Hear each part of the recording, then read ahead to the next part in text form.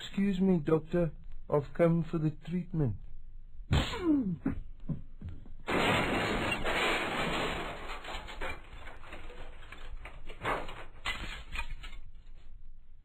The SABC presents The Secrets of Cordon Bleu. It's a lovely restaurant, this. Such a lovely table. This is what I phoned in advance. Oh, yes. What is the name of this place? The window box. Oh, yes. Yes, I remember one. I think it was my son-in-law who told me about this. It's very kind of you, Walter. Really it is. I must tell Esme about this little spot. Yes. And, well, we've got a lovely view of the street from here. Are you quite comfortable, Miss? Oh, yes, no, I'm quite all right. Thank you very much, yes. Do you mind if I smoke? No, not at all. You can go up in flames if you like. Hello, yes. The menu, please. What is it? We want the menu, please. Is the cottage pie and beans with the no. tomato sauce? No.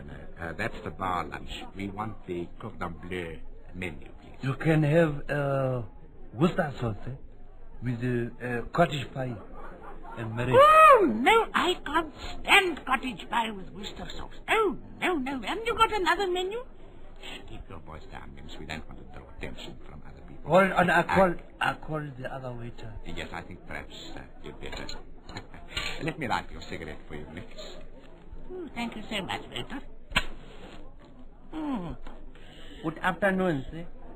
The menu, please. And would you bring another ashtray, please? Thank you. Cottage pie and with tomato sauce and baked custard with the you like to drink? Yes, we'd like the wine, steward, please, and bring us the menu. Thank you. Mims, you'll never guess who I bumped into the other day. Excuse me, sir. Do you remember? I'm the wine steward. Oh, yes. What is that? This is the wine. Is that late harvest? Mims, you'll never believe who I bumped into the other day. Oh, no, but I can't drink all that. Oh, sorry. And you're messing all over the table here. What is the matter with you? Mims, please keep your voice down. This is a very select restaurant. Please, would you bring a cloth and just wipe all the... No, sir. You've made... Here is the cottage pie and cream. And this one is for the madam. But the madam doesn't want a big helping. No, of course I want a big helping. But what is this? Is this now the cottage pie? But where is the menu? We wanted the menu. Must I call the manager?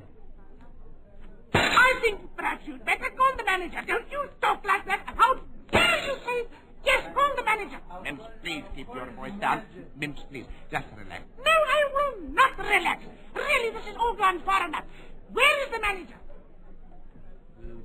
Good afternoon. I'm the manager. Can I help you, sir? Yes. Leave it to me, Mims. Let me handle it. Listen, we came here. I booked a table. Maria's name, both Maria. You've probably heard of me on the radio. And, is that a disc jockey?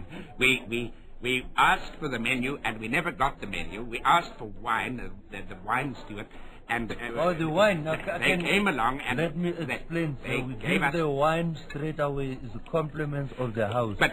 Yeah, but we've got wine, and you're spilling it all over the table here. It's a compliment of the house. Oh, no, I think this is all ridiculous. We asked for a menu, and the next thing we got these plates of this cold old cottage pie with tomato sauce and Worcester sauce and... Do not, I'll explain you the cottage pie. There is one cottage pie. Don't you bang my plate up and down like that. How dare you? Mess around like this, the cottage pie I will not tell Esme about this restaurant. It's too disgraceful and too despicable and too horrible and too awful for words. It's fresh today. You want merit with your food.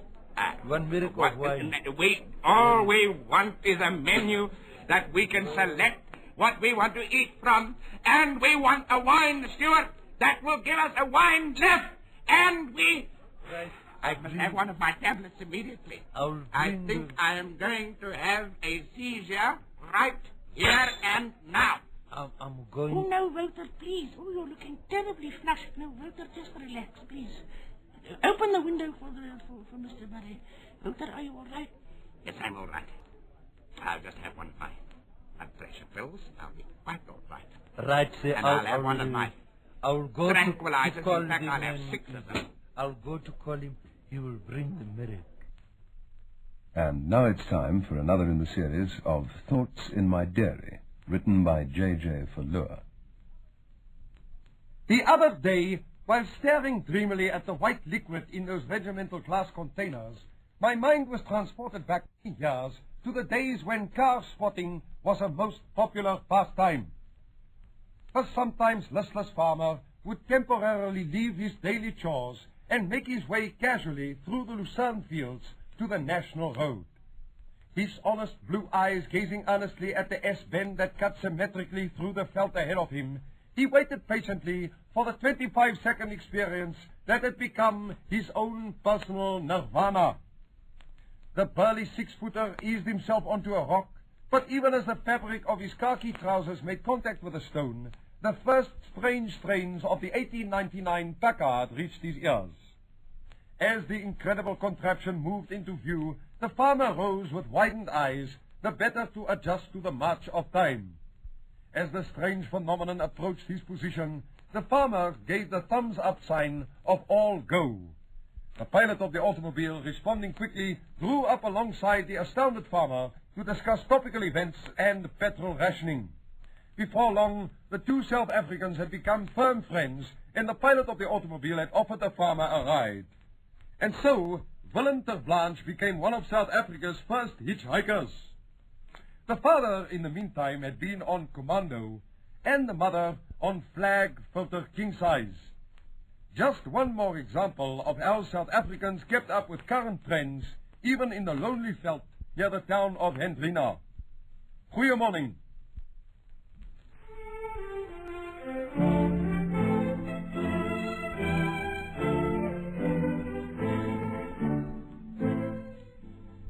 Flop people.